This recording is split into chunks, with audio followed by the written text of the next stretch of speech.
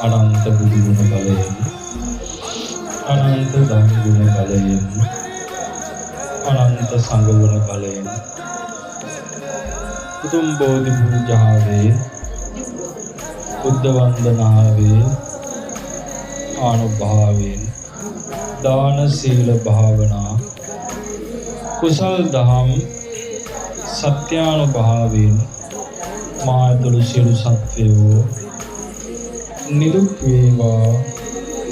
නිරෝගී වේවා සුවපත් වේවා දුකින් මිදේවා සැපතට පැමිණේවා මාගේ දෙමව්පියෝද දරුවෝද වැඩිහිටියෝද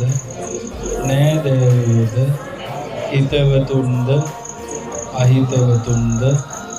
අසල්වාසී